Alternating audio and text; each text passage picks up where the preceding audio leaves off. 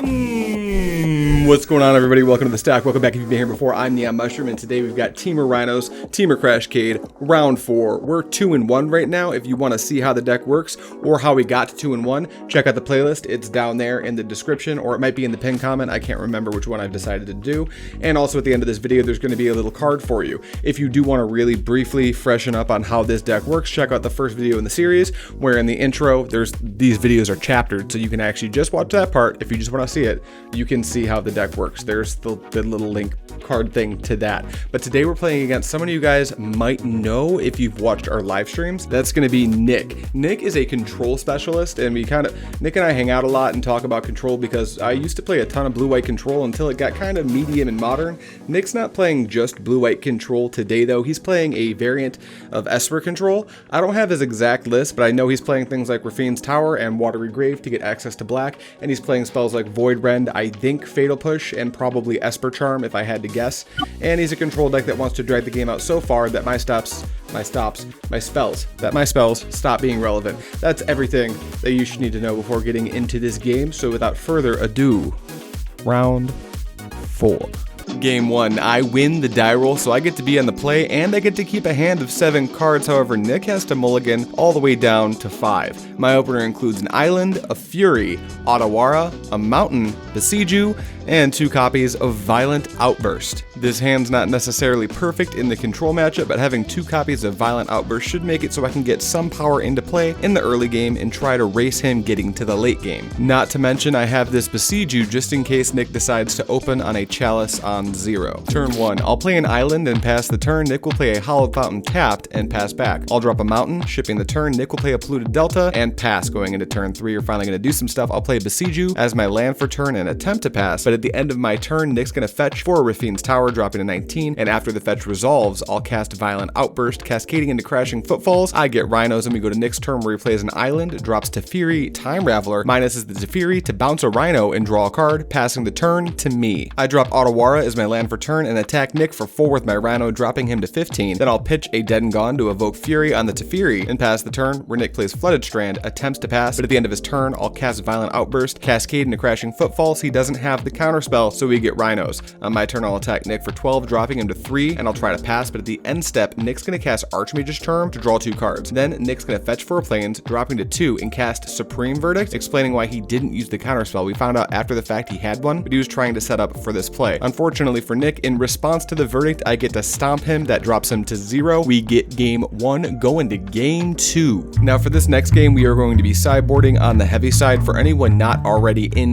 the know, the Rhinos matchup is kind of hard going into a control deck. Typically, control decks are just blue and white, and they'll play Chalice of the Void in the main. I don't believe Nick was doing this because he's playing an Esper control deck, and he's playing things like Fatal Push. Even so, we're going to sideboard like we would typically against a blue-white control deck. We're going to drop 3 Dead and Gone, 2 Endurance, 1 Shardless Agent, and 1 Fury. The Dead and Gones are almost completely dead in this game, as are the Endurances. Sometimes you can kind of get them by casting an Endurance and exiling the graveyard while they have a Memory Deluge, but this is kind of a corner case. We'll drop a Shardless Agent, as I prefer the Violent Outburst because they have instant speed, and I'll drop a Fury because that card is just quite clunky in the matchup. In return for losing those cards, we get 4 Mystical Disputes and 3 Subtleties. The Dispute should be incredibly self-explanatory. They counter almost everything out of his deck, and the Subtleties open up some serious tempo plays. I can pitch cast them in order to counter baby Teferis, or I can just hard cast them in response to something like a large Teferi and continue my tempo game plan. We won game 1, putting us on the draw for game 2. I'm gonna have to mulligan my first hand, and Nick's gonna keep his 7. The opener that we're gonna mulligan is a Violent Outburst, a Crashing Footfalls, and 5 lands. We are incredibly flooded. The Crashing Footfalls is as dead as it gets, and the Violent Outburst just isn't gonna be good enough to carry this hand on its own. We'll keep our second opener of Otawara, Misty Rainforest, 2 Mystical Disputes, a Fire Ice, a Force of Negation, and we're gonna bottom a copy of Fury. This hand is pretty good for a 6, so we're gonna try it out. Turn 1, Nick drops a Flooded Strand and passes the turn, and I'll play Misty Rainforest and pass right back, but at my end step, Nick will fetch for a Raffine's Tower, dropping to 19, and play a Polluted Delta and pass. At the end of Nick's turn, I'll fetch for my Triumph, dropping to 19. I'll drop an Otawara as my land for turn and pass, but in Nick's upkeep, I'll ice his Triumph to tap it and draw a card. He'll shock and Hallowed Fountain, dropping to 17 and pass the turn, so I'll play a Scalding Tarn and pass back. Nick drops planes and attempts to pass, but at the end of his turn, I'll fetch for a tap Stomping Ground, going to 18, and then I'll stomp Nick, dropping him to 15. Then I'll play Wooded Foothills, attempting to pass the turn, but he'll fetch for an island, going to 14, and cast Memory Deluge, and I will Mystical Dispute the Deluge. Nick plays a Flooded Strand, plays Teferi Time Raveler. I'll Mystical Dispute the Teferi, but in response, Nick fetches for an island, dropping to 13, and counterspells my Mystical Dispute, meaning Teferi resolves. He'll take the Teferi up and pass, but at the end of his turn, I'll fetch for a tapped Steam Vents, dropping to 17, drop a tapped Breeding Pool, and pass back. Nick's gonna tick at the Teferi, play a Glacial Fortress as his land for turn, pass the turn, but at the end of his turn, I'll channel Otawara to bounce the Teferi. I'll play an island as my land for turn, pass, he'll play a Flooded Strand and try to pass the turn as well, but at the end of his turn, I'll cast Violent Outburst, Cascade into Footfalls, and get Rhinos. On my turn, I'll attack Nick for 8, dropping him to 5, and then play Scalding Tarn and try to pass, but at my end step, Nick will fetch for an island and flashback Memory Deluge, picking 2 cards from the top 7 and adding them to his hand. Then he'll cast Supreme Verdict. This resolves because it has to. He'll try to pass, but at his end step, I'll fetch for an island, dropping to 16. In my upkeep, Nick's gonna cast Esper Charm to make me discard 2 cards, and I'm gonna hardcast Force of Negation to counter it. I'll play Bone Crusher Giant from the Adventure Zone and pass the turn. Nick's gonna Prismatic Ending my Bone Crusher Giant, which triggers the Bone Crusher Giant, and he drops down to 2. He'll play a Polluted Delta as his land for turn and pass, and I'm just gonna draw my card for turn and attempt to pass back, but at my end step, Nick's gonna fetch for a tapped Watery Grave, dropping down to 1. Nick's gonna play Teferi Time Raveler, and in response, I'll hardcast Subtlety, but in response, Nick's gonna cast Counterspell to counter the Subtlety. Teferi resolves, he takes it up and passes the turn. I'm gonna Petty Theft the Teferi and pass the turn. Nick drops the Teferi again, but in response, I'll flash in Brazen Borrower, then he's gonna use Teferi to minus on the Brazen Borrower, put it back in my hand, draw a card, play Flooded Strand as his land for turn, and pass. I'll use the adventure side of Bone Crusher Giant to try to stomp Nick for lethal, but he'll cast Archmage's Charm to counter the stomp. I'll drop a Brazen Borrower and pass the turn. Nick's just gonna tick up his Teferi and pass back, so I'll attack him for 3, but Nick has a response. He'll cycle Shark Typhoon for 1, make a 1/1, draw a card, block the Borrower and the Shark will trade, then Nick will cast Snapcaster Mage at the end of my turn to flashback Archmage's Charm to draw 2 cards. Nick's gonna tick up his Teferi again, attack me for 2, dropping me to 14, and pass the turn. I'll hardcast Fury, he'll counterspell the Fury, and then I'll try to pass, but at the end of turn, Nick will cycle a Typhoon, this time for 4, make a 4/4, and draw a card. Nick's gonna tick up the Teferi, attack me for 6, and pass, where I'll drop a Brazen Borrower and pass back. Nick bounces the Brazen Borrower with the Teferi, and then draws a card, plays Castle Vantress as his land for turn, attacks me for 6, dropping me to 2, and he passes the turn. I'll draw and concede. We cannot beat this. We are going to game 3. Losing game 2 put us on the play for game 3, and Nick unfortunately has to mulligan to 5. I would normally feel pretty bad, but we had to win our last round on 2 mulligans to 5, so I don't really feel that bad. Our 7-card opener includes Shardless Agent, Fury, Violent Outburst, Fire Ice, 2 Misty Rainforest, and a Waterlogged Grove. We still like our sideboard configuration from last game. Sometimes we'll bring in Blood Moons in matchups like this, but I think Nick's just a little bit too smart to let me trap him under a Blood Moon. He'll be careful about the way he fetches, so we're going to keep our sideboard configuration going into game 3. Turn 1, I'll start on Misty Rainforest, passing the turn, and Nick's going to play a Rafian's Tower, attempt to pass, but I'll fetch for my Ketria Triome, dropping to 19. Then I'll shock in a Stomping Ground and pass the turn, but in Nick's upkeep, I'll ice his Rafian's Tower to tap it and draw a card. He'll play Polluted Delta and pass the turn. I'm going to play Waterlogged Grove and not attempt to play around Flusterstorm at all. I'll play Shardless Agent, using the Grove, dropping to 16. Cascade trigger happens. We cast Crashing Footfalls. He doesn't have the Flusterstorm, so we get Rhinos, and I pass the turn. He'll play Castle Vantress and pass, so I'll play a Scalding Tarn, and at the start of combat, Nick's going to fetch for an island, dropping to 19, and cast Archmage's Charm, and he's going to take one of my Rhinos with the Charm. Before I declare attacks, I'll fetch for an island, dropping to 15, and I'll channel Otawara to bounce the Rhino that he stole, using my Waterlogged Grove, dropping to 14. I'll attack Nick for 6, dropping him to 13, and pass the turn, where he'll drop a Plains and pass. I'll play another Scalding Tarn as my land for turn and attack for 6, but before combat damage, Nick's going to cast Void Rend to kill my Rhino, so he'll just take 2, dropping to 11, and we'll pass the turn, where he'll play an island, pass back, but at his end step, I'll cast Violent Outburst. The Cascade trigger is going to resolve, casting a Crashing Footfalls, and Nick does have the Flusterstorm this time. He's going to counter the Footfalls 3 times because Flusterstorm has Storm. I can't pay all 3, so it's going to get countered. I'll fetch for a Steam Vent, shocking it in, dropping to 11, and I'll crack my Waterlogged Grove to draw a card. Then I'll play a Forest as my land for turn. I'll attack for 2, dropping him to 9. I'll hardcast Fury and pass, but at the end of turn, Nick's going to cast Esper Charm to draw 2 cards. He'll play Polluted Delta as his land for turn, cast Supreme Verdict, Wrath the board, and pass back, where I'll play a Misty Rainforest, suspend a Crashing Footfalls, and pass the turn. Nick's going to play Flooded Strand and pass, but at the end of his turn, I'll fetch for a Breeding Pool tapped, dropping to 10. The Footsteps will get closer and drop to 3 counters. I'll play a Scalding Tarn, try to pass the turn, but at the end of my turn, Nick's going to cast the Wandering Emperor, and in response, I'm going to hardcast Subtlety, and Nick's going to put the Emperor on top. Then Nick's going to play Teferi, Hero of Dominaria, but I Mystical Dispute it. He cannot pay for it, so it gets countered, and at his end step, I'll fetch for a mountain, dropping to 9. On my upkeep, the Footsteps will get even closer, and I'll attack Nick for 3, dropping him to 6. decks and pass the turn, where Nick will just draw and pass, but at the end of Nick's turn, I'll cast Violent Outburst, triggering Cascade, cast Footfalls, and get Rhinos. We'll head into my turn. The Footsteps will get almost there, but we'll attack for lethal. Nick is going to cast his Wandering Emperor, but the card that I top deck was a Force of Negation, so I'll counter it. We win this game 2-1. That was lethal. Oh baby, we got there. That means we're 3-1. We won this game.